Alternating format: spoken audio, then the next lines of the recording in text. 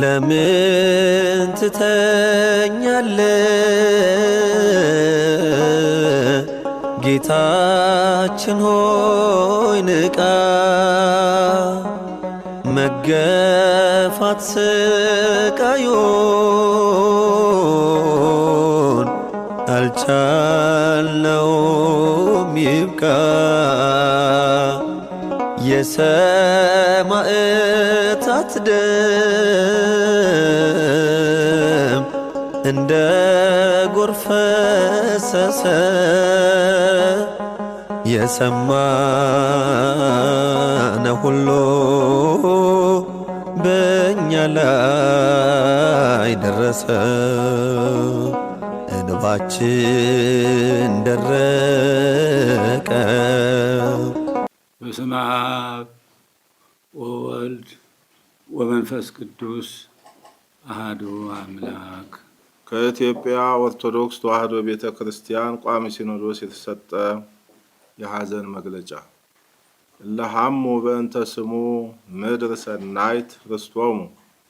ስለ ስሙ መከራን የተቀበሉት መንግሥተ ሰማያት የእነርሱ ናት።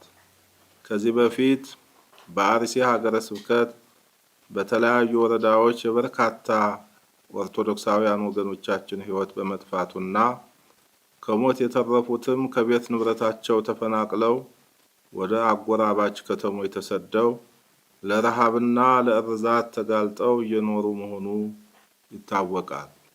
ቀደም ሲል በተለያዩ ጊዜያት በደረሰው ሞትና ስደት ምዕመናን እያዘኑ ባሉበት እኛም ከሐዘናችን ባልተጽናናንበት ሁኔታ ጥቃቱ በአዲስ መልኩ ቀጥሎ የ21 ንጹሐን ወገኖቻችን ሕይወት በግፍ ማለፉን በሕይወት የተረፉትም በታጣቂዎች መታገታቸውንና የደረሱበት አለመታወቁን ከ10 የሚበልጡ አባወራዎች ቤትና ንብረት እንደተቃጠለ በመግለጽ ከሀገረ ስብከቱ የቀረበውን ሪፖርት የተመለከትነው ጥልቅ በሆነ ሐዘን ነው። አገር ሰላም ብለው የሚኖሩት ከምንም ጉዳይ ጋር ንክኪ በሌላቸው ኦርቶዶክሳውያን ልጆቻችን ላይ ይህን አስነዋሪ ድርጊት የፈጸሙት አካላትም ግድያውን በሃይማኖት ስም ይፈጽሙት እንጂ የሃይማኖት ሰዎች ግን አይደሉም።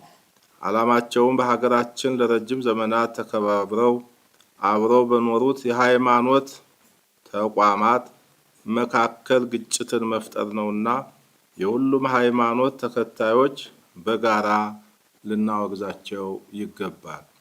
በመሆኑም በወገኖቻችን ላይ የተፈጸመው አሰቃቂ ግድያ በሕዝበ ክርስቲያኑ ዕለታዊ ኑሮ አሉታዊ ተጽዕኖ የሚፈጥር በቅዱሳት መጻሕፍትም ሆነ በሰው ልጅ ሰብአዊ አኗኗር ፈጽሞ ተቀባይነት የሌለው አጸያፍ ድርጊት በመሆኑ የኢትዮጵያ ኦርቶዶክስ ተዋሕዶ ቤተ ክርስቲያን ቋሚ ሲኖዶስ በጽኑ አውግዞታል።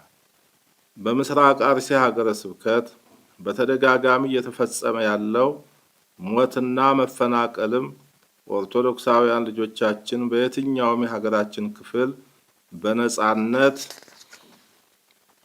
ሰርተው የመኖርና ስርዓተ አምልኮ የመፈጸም ሕገ መንግስታዊ መብታቸውን የሚጋፋ በመሆኑ የክልሉና የፌዴራል መንግስት ጉዳዩን በልዩ ሁኔታ ተከታትለው አፋጣኝ መፍትሄ እንዲሰጡበት ቋሚ ሲኖዶስ በጥብቅ ያሳስባል። ፍርድን በመሻት የሚጮኸው ስለ ስሙ መከራን የተቀበሉት የንጹሐን ደም ተገቢውን ፍትህ ይፈልጋልና ይህን አስነዋሪ ድርጊት የፈጸሙት አካላት በሕግ እንዲጠየቁ ወደፊትም ክቡር የሆነው የሰው ልጅ ሕይወት እንዳይጠፋ የዜጎች ሀብትና ንብረት እንዳይወድም መንግስት የዜጎችን ደህንነት የማስጠበቅ ተግባሩን እንዲያከናውን ቋሚ ሲኖዶስ ጥሪውን በአጽንኦት ያስተላልፋል። በደረሰው አደጋ ዙሪያ ተነጋግሮ ተገቢውን ውሳኔ ለማሳለፍ የተሰበሰበው ቋሚ ሲኖዶስም የአካባቢው ችግር አስተማማኝ በሆነ መንገድ ተፈትቶ ዘላቂ ሰላም እስኪገኝ ድረስ በቅዱስ ሲኖዶስ ምልዓተ ጉባኤ የተሰየመው የሀገር ሰላምና የቤተ ክርስቲያን አንድነት አብይ ኮሚቴ ከፌዴራልና ከክልሉ መንግስት ጋር በመነጋገር ስራውን አጠናክሮ እንዲቀጥልና የሚመለከታቸውም አካላት በየድርሻቸው አስፈላጊውን ትብብር እንዲያደርጉ ቋሚ ሲኖዶስ በክብር ያሳስባል። የክልሉ መንግስትና የአካባቢው መስተዳድርም ችግሩን ለመፍታት እያደረገ ያለውን ጥረት አጠናክሮ እንዲቀጥልና ወደፊትም ችግሩ እንዳይደገም ከመሰረቱ መፍታት የሚያስችል እርምጃ እንዲወስድ ቅድስት ቤተክርስቲያናችን በአጽንኦት ትጠይቃለች። በመጨረሻም ስለ ስሙ በስጋቸው መከራ በመቀበል ሕይወታቸውን ባጡት ኦርቶዶክሳውያን ልጆቻችን ሞት የተሰማንን መሪር ሐዘን እየገለጽ ልዑል እግዚአብሔር ዕረፍተ ነፍስን እንዲሰጥልን ቤተሰቦቻቸውንም እንዲያጽናናልን እንጸልያለን። የኢትዮጵያ ኦርቶዶክስ ተዋሕዶ ቤተክርስቲያን ቋሚ ሲኖዶስ የካቲት 22 2018 ዓ.ም አዲስ አበባ ኢትዮጵያ